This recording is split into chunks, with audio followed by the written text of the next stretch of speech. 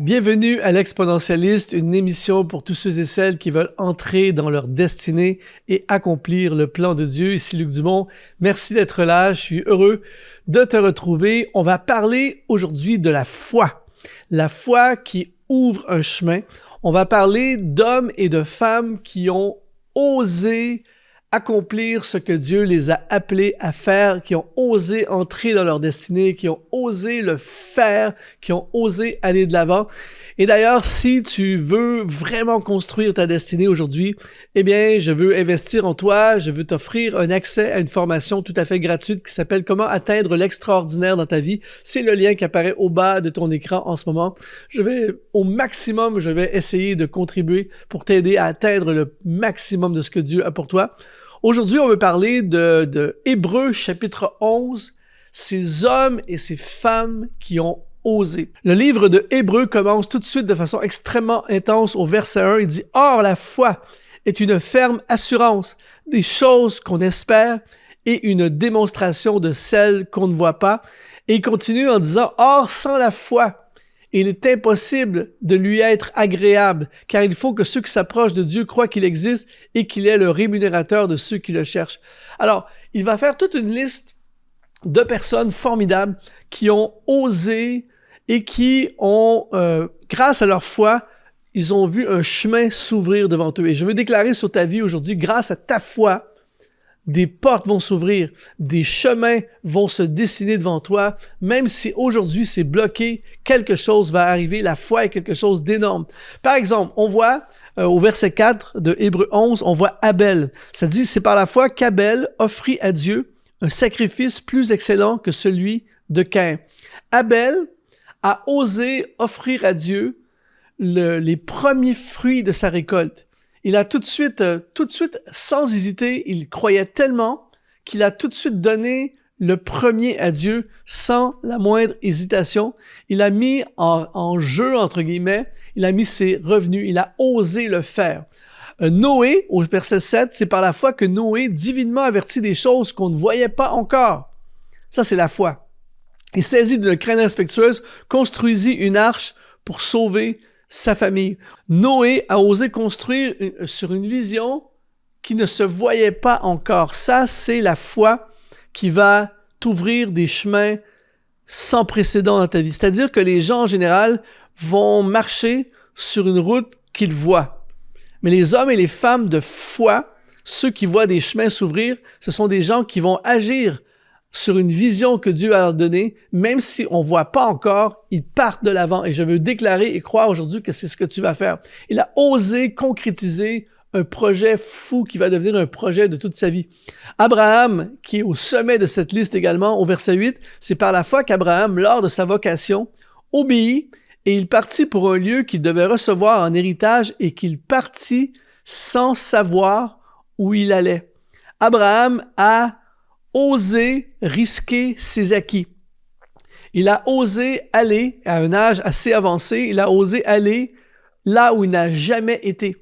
Et il a même, lui qui n'a pas eu d'enfant dans toute sa vie et qui va avoir un fils dans sa vieillesse, il a osé, sur une demande de Dieu, sacrifier son fils unique. On dit au verset 17, c'est par la foi qu'Abraham offrit à Isaac, lorsqu'il fut mis à l'épreuve et qu'il offrit son fils unique, lui qui avait reçu les promesses et qu'il avait été dit « En Isaac sera nommé pour toi une postérité ». Il pensait que Dieu est puissant et même pour ressusciter les morts. Aussi le recouvra-t-il par une sorte de résurrection. C'est un truc de fou.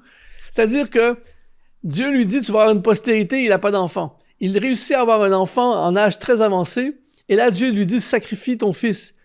Et il a tellement la foi qu'il a osé amener jusqu'à la dernière seconde le sacrifice et il se disait, fort probable, Dieu va le ressusciter. Il était sans limite, en fait, dans sa foi, Abraham, et il a osé, et c'est pour ça qu'il y a un chemin hallucinant qui s'est offert, qui s'est dessiné devant lui. C'est la même chose qui va se passer dans ta vie à toi aussi, alors que tu vas oser croire ce que Dieu dit. Tu vas oser poser un geste dans la direction que Dieu te donne de prendre. Tu vas oser le faire. Tu vas oser partir. Tu vas oser agir, et là, tout à coup, bang, la gloire de Dieu va se manifester. Au verset 23, maintenant, les parents de Moïse. Il est écrit, c'est par la foi que Moïse, à sa naissance, et remarque qu'à chaque fois, il dit, c'est par la foi. C'est la foi qui a construit ces routes de l'impossible. Alors, c'est par la foi que Moïse, à sa naissance, fut caché pendant 3 mois par ses parents, parce qu'ils virent que l'enfant était beau et qu'ils ne craignirent point l'ordre du roi. Les parents de Moïse ont tellement la foi qu'ils ont osé désobéir au décret du roi, mettant leur vie en jeu. Ils ont osé défier l'ordre du roi parce qu'ils ont vu le futur. Ils ont vu un futur qui ne se voyait pas encore. C'est pour ça que c'est ultra important pour toi et moi de marcher par la foi, de vivre notre destinée dans la foi. Il y a trop de gens qui bâtissent dans le visible. Et le surnaturel commence toujours par de l'invisible. Et alors que tu poses des gestes sur l'invisible et que tu oses risquer quelque chose, eh bien, tout à coup, tu déclenches la matérialisation de l'invisible qui devient visible. Ta foi s'active et ta foi crée des choses et des routes et des chemins nouveaux dans ta vie. Il en était de même pour les parents de Moïse et aussi pour Moïse au verset 24.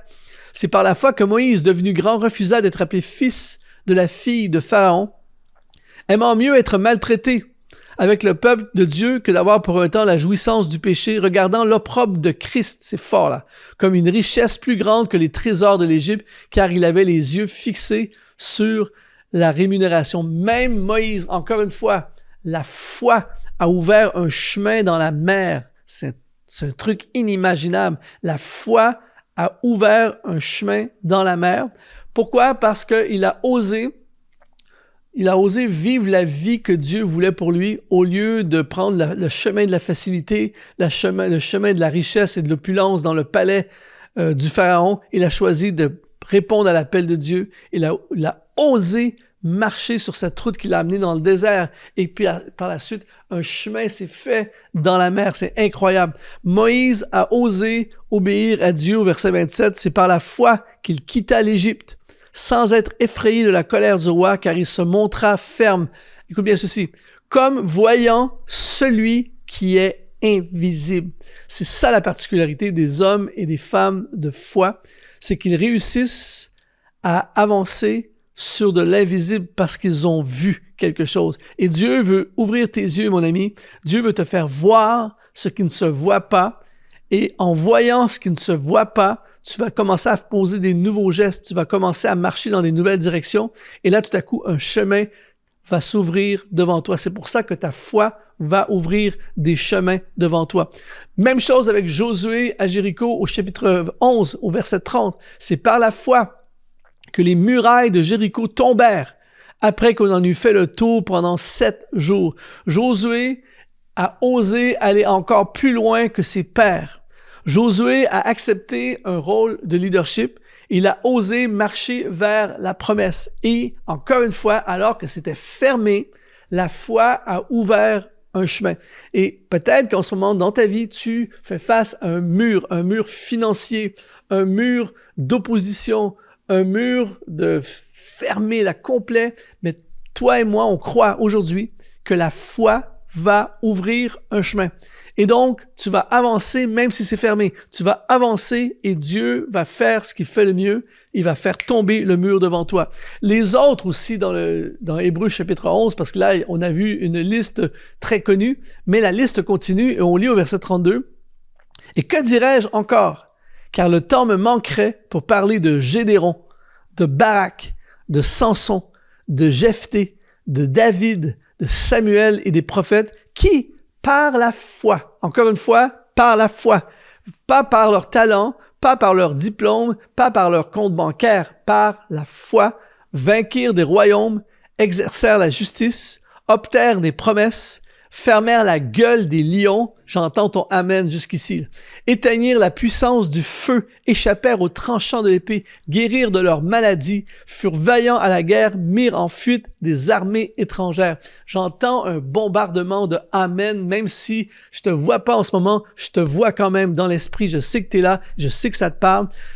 Toute une liste de personnes, d'hommes et de femmes qui ont vu des chemins s'ouvrir devant eux. C'était improbable que David devienne un roi. C'était improbable que Gédéon puisse vaincre une armée. C'était improbable que Samuel puisse devenir un prophète dans une période, dans une période de l'histoire où les paroles de l'Éternel étaient peu fréquentes, où Dieu ne parlait pas. C'était peu possible.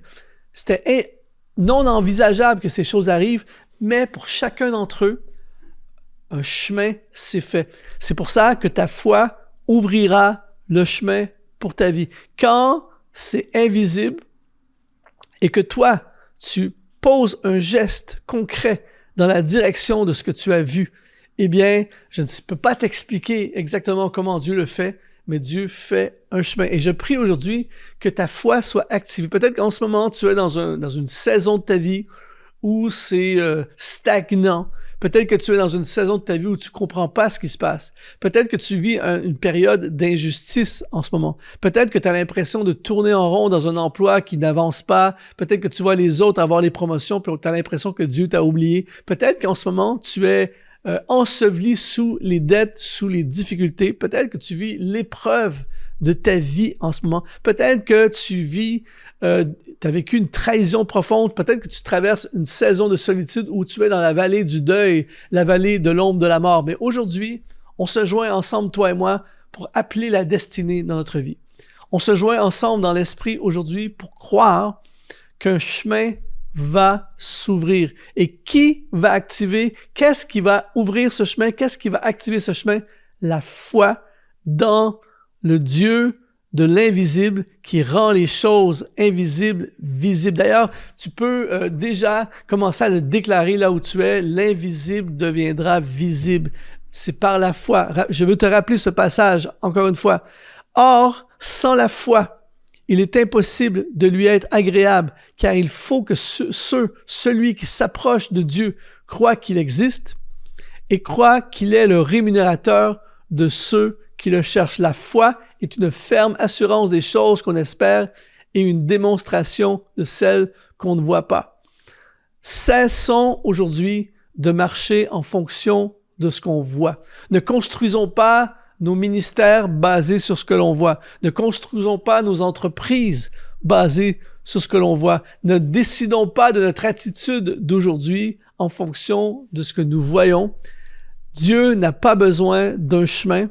Ta foi va activer la création de son chemin. Dieu fait des chemins là où il n'y a pas de chemin. Et aujourd'hui, peu importe où tu es sur la terre, peu importe ce que tu vis en ce moment, déclare avec moi, Dieu ouvrira un chemin. Ma foi ouvrira un chemin. Si ça te parle aujourd'hui, si tu es inspiré, si ça touche ton cœur, eh bien, s'il te plaît, rejoins cette formation gratuite que je t'offre qui s'appelle « Comment atteindre l'extraordinaire dans ta vie ». C'est le lien qui apparaît au bas de ton écran. Ça a été un honneur de contribuer dans ta vie. Je déclare l'ouverture d'un chemin nouveau pour toi. Ta foi va ouvrir un chemin et amener l'invisible dans ton visible. En attendant, je te dis, sois ultra exponentialisé.